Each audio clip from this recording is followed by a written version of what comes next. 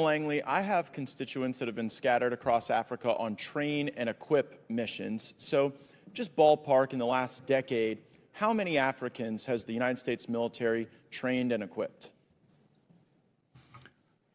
Congressman, I don't have that figure. I can get that figure for you. Ballpark, just, how many? Congressman, it would be a wild guess right now. Seems like something we should know, right? Over the years, we have trained a substantial number, especially in the Gulf of Guinea states, including Like more than 10,000? It is more than 10,000. More than 50,000? I'd say we're reaching around 50,000 at least. And what percentage of the people we've trained end up participating in insurrections or coups against their own government? Very small number, Congressman, very small number. So what percentage do you think? I'd say probably less than 1%. But it does happen, right? The IMET program is in force, and we've pushed a significant number through our schools across the and what data sets do you track to arrive at the conclusion that less than 1% of the roughly 50,000 that we've trained have participated in coups? Because it'd be like about 500, about 1% of 50,000. Congressman, you may have that information. I don't at this time, but I know. Well, I know there are some, right? Like go ahead and throw up that image. This is Colonel Mamade Doumbouya, and this is a photo of him. Did we train and equip him in Guinea?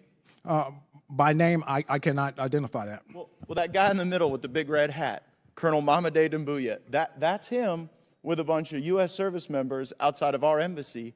And just months after this photo was taken in 2021, he led a coup in Guinea and threw out the leader.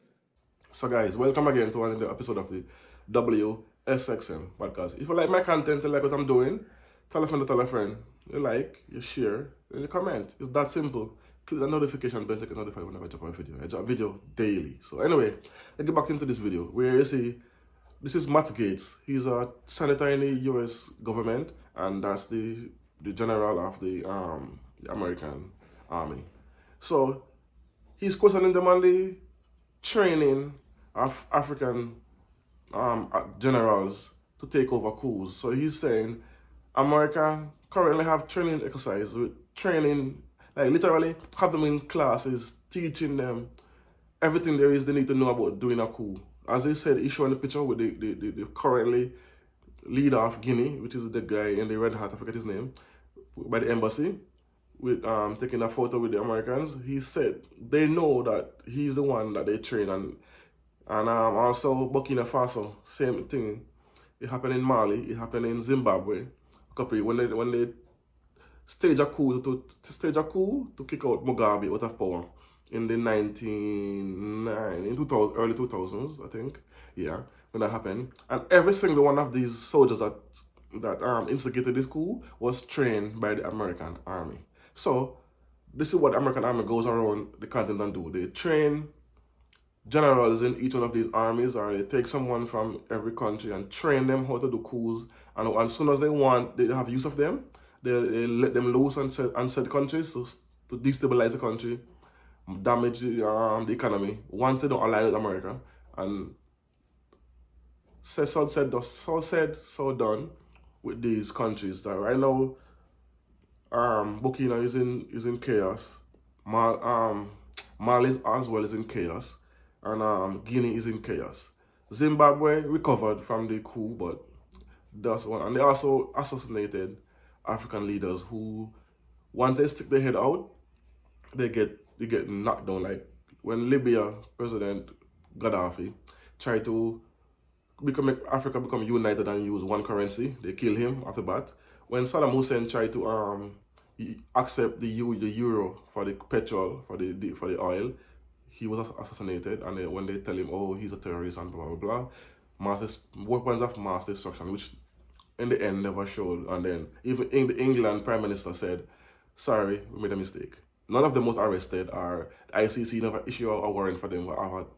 Over 1 million people died in said country, and no one get arrested for it. But they want to arrest Putin now for Ukraine. Anyway, I digress. Let's get back to this. So he's basically saying, why are these every time that you teach these people and you say, and according to the general, they instill the core values of the US. So what this senator is saying, so the core value of the US is to cause coups. That's what he's basically saying. Anyway, let's finish the video before I give a final thought. Watch this to the end, and we'll discuss it. Does that concern you? Congressman, core values is what we start off with in IMA programs. Do we share stick to core that. values with Colonel Dumbuya? Core values. I will repeat that. Core values. I know, Respect for humanity. Do we share those values with Colonel Dumbuya? Absolutely. In our do? curriculum. He led a coup. We do. Okay, well, that's a very telling answer. In Burkina Faso, did we share core values with the leader that we trained there who led a coup? It's in our curriculum. We Leading stress coups core are in our values. curriculum? We request civilian-led governance. Wait, hold on. Is leading coups in our curriculum? Absolutely not. So Civilian-led, my civilian-led. question is, do we share core values with the coup leader in Burkina Faso who we trained? Holistically, we teach core values with a respect for civilian governance, apolitical, and that's what sticks across a very high percentage in the over 99 percentile. Right? But not everybody. And I wonder how many people it takes to plan a coup. I mean, initially you didn't know how many we trained and equipped. Then you said it was 1%. You had no basis for that 1% number because there's no data set you track. Mr. Chairman, I seek unanimous consent to enter into the record another U.S. trained soldier stages a coup in West Africa by The Intercept.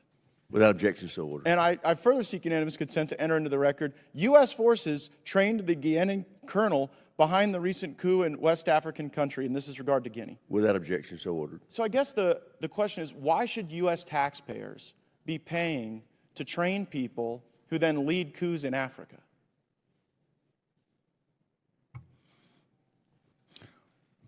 Congressman, our curriculum harvests core values and also to be able to embolden these countries for a representative democracy. But General, that democracy isn't what emerges. The problem is, I know you may have great confidence in what you're teaching, but when two governments have been overthrown, I guess how many governments have to be overthrown by people we train before you sort of get the message that our core values might not be sticking with everyone? Is it 5 countries? 10? We'll continue with our persistence in assuring But do you think it's that working? they harbor democratic norms, democratic values. Just a moment ago, you said we shared core values with Colonel Dumbuya. You said that just moments ago in response to my question, and his core value seems to be leading a coup. So I don't think it's stuck. I think we should at least know how many countries we train the coup plotters in. How many is too many? Because clearly 2 is not too many, and I think we could use our resources far more effectively than doing this. So that's the end of that Q&A, which is not the end, but I didn't want to show the whole entire thing. This is just the part that's important. And the senator is saying if 2 is enough, but it's more than 2 because we are sure of 4 coups that are taking place. It's documented 4 coups. So, and there's way more coups that have been taking place that involve Americans, but we're talking about what can be proven and what's documented. So he's asking, is the core decency you teach to these coup takers, is that what the American core is, to destabilize and cripple economies and kill thousands of people? That's what America is teaching in these classes. So you are teaching people to destabilize a country that doesn't agree with you. I notice only countries that doesn't agree with America have coups and have presidents being assassinated. And again, it's documented. Even here, the senator is kind of pulling his punches because he know of more coups, but he will not say it again because they don't really want to paint America in this grand scheme. They want to make it just seem like America have issues, but they don't want to show the whole picture. They're giving you a glimpse into how they operate. So it's way more. And this general, he's so, and again, he's black. He should know better. But again, He's just a general. Anything he do, they might just remove him and replace him. But even so, you have to stand for something. Also, you fall for anything, and this is what is happening. He's the one who's going to be the scapegoat for this, because they're going to say, you're the one who's teaching these people. You see, they put a black man there to blame a black man for doing things in Africa. So the whites can wash their hands and say, they didn't know. We're not the ones doing it, it's your own doing it. And that's the narrative they painted and the content that you do this to yourself by your own. And this is what I don't understand with these black leaders, especially in the States. Why are they so hell-bent on holding African countries accountable when America have done way worse too? And look, Putin just forgave a $20 billion debt that certain countries accumulated over the years for Russia. And he wiped its slate clean, and now he said he's going to invest billions more in the continent solely in infrastructure. So why is it America can't do this and say, oh, you know what? We have colonized African countries for years. We have stolen their resources. Let's put back a couple $1 billion in infrastructure, and so they can see us in a good light. Why they can't do this? Why you need to still have this rigid, you must do what I say or I'll sanction you, or you have to accept LGBTQ in the country, otherwise we don't work with you. What's all that for? Give us infrastructure, help become partners, but no. But this monopoly on the continent with the currency is coming to an end, because more and more countries are now trading within their own currency with other countries. China, Russia, Brazil is trading within their own currency. India is trading with Russia with their own currency. And African countries, it's time for us now to stand up and say, look to me, we're trading in our own currency. Kenya started the process. South Africa for damn sure are going to be doing it, because when the BRICS, we're just now in August, the next couple of months, we're going to have the BRICS summit. I guarantee you there's going to be a slew of countries coming out of this, joining with the BRICS currency, which means they're going to have something like the SDR, which is what the IMF have. With the SDR is like a system that has 5 currencies in it: the euro, the US dollars, the Japanese yen, the Chinese yen, the Chinese money, and what else? That's 4 or 5. US, euro, US, euro, the pound, Japanese yen, and the Chinese Ramadan, so any name, whatever. So BRICS gonna have something very similar to that. They're gonna consolidate maybe the Brazilian money, Brazil, Russia, China, South Africa, and India, and maybe Saudi Arabia, and maybe Iran. But they're gonna have a basket of currency that they can trade with, and then that's gonna put a relief on the African continent, where they don't need to have US dollars in reserve. Because I get to realize recently that over 30 countries in Africa, money is printed in France. I can't believe that. Most of these countries don't even print their own currency. It's been done by the colonizer. We need to work on that next. Anyway, thanks for watching. You don't know, it's the Washington. It's the WSXM podcast. Again, so like, share, and subscribe, tell a friend. Peace, one love. Boom.